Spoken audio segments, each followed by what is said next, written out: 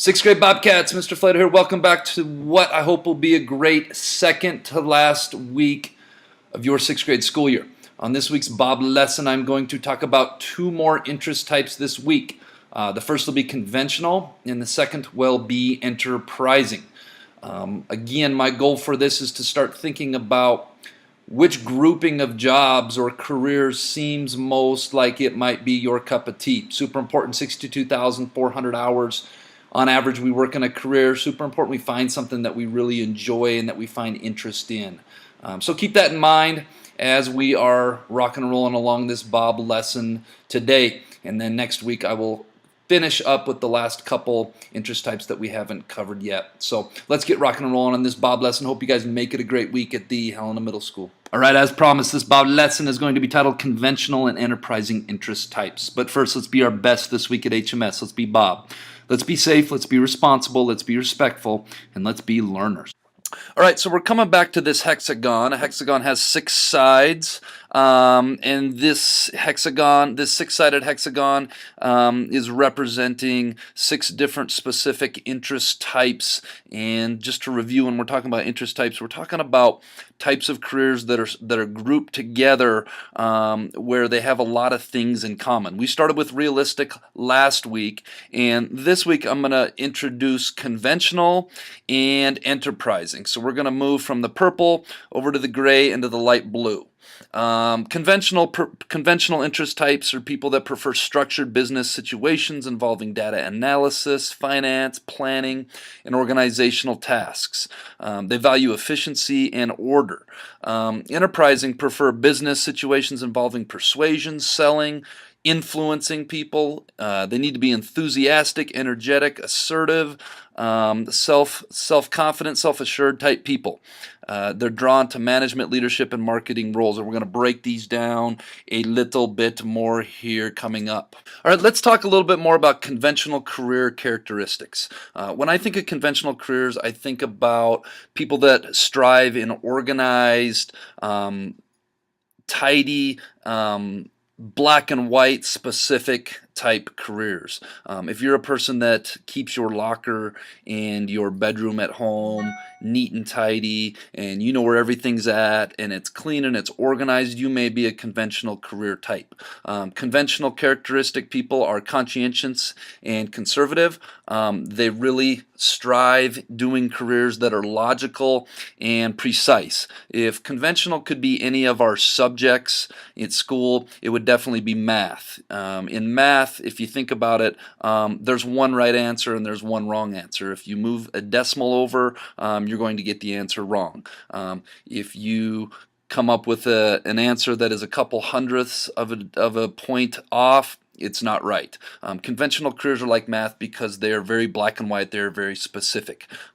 Careers that value precision and accuracy. They prefer to do practical tasks.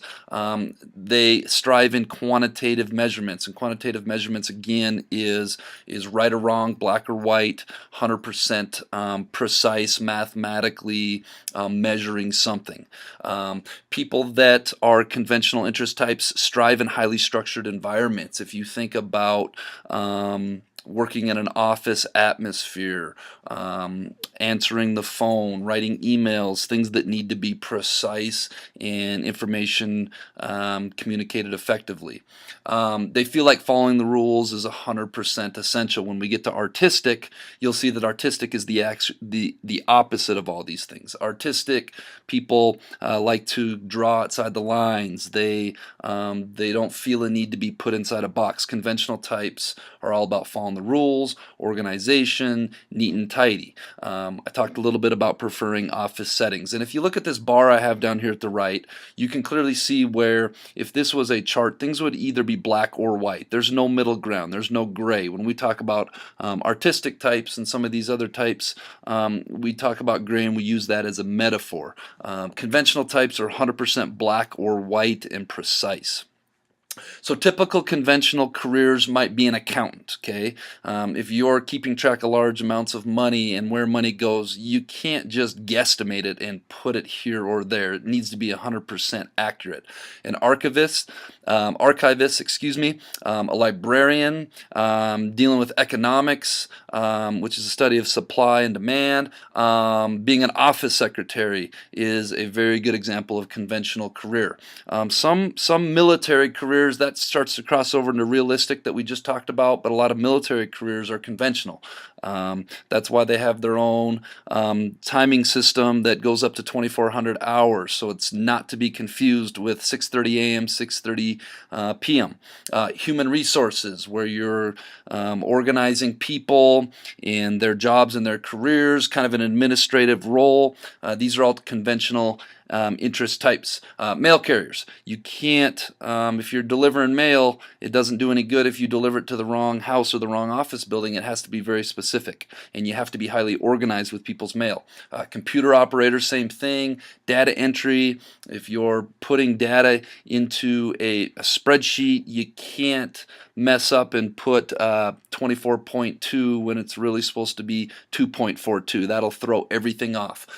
Dealing with statistics, hotel desk clerk, web development, typing code. If you think about putting in a email address, if you have one little letter off or one period off or a backslash when it's supposed to be a forward slash, you will not get the right web page. Court reporters, and obviously being a cashier. If you go in and you buy something for $2.80 and you gave them a $20 bill, you're going to want to make sure you're getting $17.20 back. You can't just give them $15 or $16. So these are typical conventional careers. I want you to look through this list and think about, does this fit me? Does this feel like something I would enjoy doing every day? All right, the next career interest type I'm going to quickly introduce today is enterprising. I'm going to do two because we're running out of time on this school year. Enterprising career characteristics. People in enterprising careers are persuaders.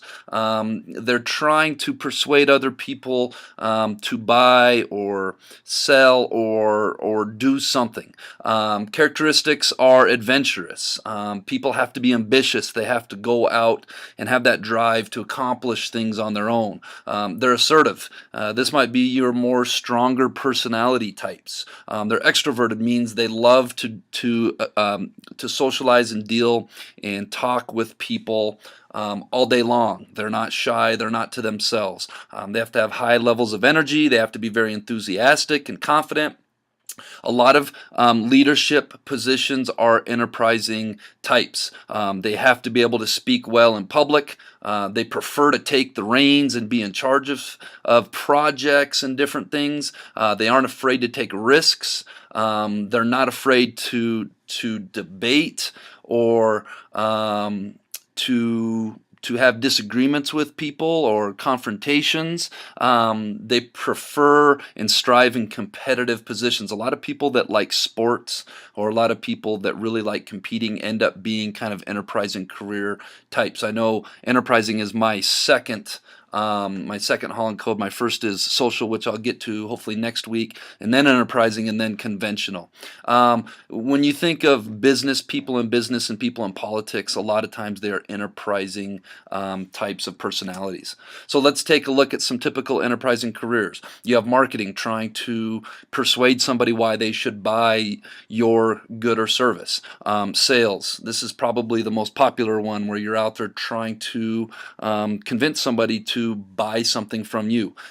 Working in customer service or customer sales. Educational administration, where you are the boss of a school, like Mr. Boyle, Mr. McKay. Entrepreneur, where you create your own business, that you're a risk taker. You see an opportunity for something and you create a business where you feel like there's a void in the market. People working in finance, people working in personal training or fitness training, broadcast journalism, where you're out there in front of everybody and you have to talk into the camera. Being a lawyer, where you are representing somebody in the court of law, politicians and public relation people that are out there that are the face of government. These are enterprising types. Market research analysis position, working in the stock market where you have to take risks with money and strategically gamble on where to put money so that you can grow money. Working in foreign service or diplomacy, selling insurance, or managing people's wealth and managing people's money. So again, I want you to look and see, do these characteristics and do these type of careers seem like something that would really interest you and something that you could see yourself doing for 62,400 hours? All right, our quote of the week is become the CEO, and CEO stands for Chief Executive Officer. The CEO in any business or corporation is known as the top dog, the boss. So become the CEO of your career destiny, and that's really what we're about here with these Bob lessons to finish out the school year. Like I talked to some of my sixth graders last week and this week, doing career cruising is it's not my goal for you guys to choose what career you would like to do today. We want to start introducing this so that as you move on into middle school and into high school, you can start taking more classes that are applicable to that career to really try it on and see, hey, is this a career for me or not? And I want you guys to get excited about what is out there after school when you graduate from either high school or... All right, that brings us to this week's Jellybean Question of the Week winners, who are the entire Mr. Knox Advisor, Taylor Parasote, Stephen Yargo, Kesley McGowan, and Bree Carter. Come see me for some jelly beans on your own time. All right, this week's Jellybean Question of the Week comes courtesy of 7th grader Miss Claire Strout. And she says, I have no mouth, though I always eat. When I encounter water, I admit defeat. When I have no food, I languish and die, even though I am not alive. What am I? I cannot tell you I'm always here, keeping you warm and well. If you think you know, get your answer into the Bob box no later than Friday. All right, 6th graders, let's go out and make it a great second to last week of your 6th grade year at the Helena Middle School.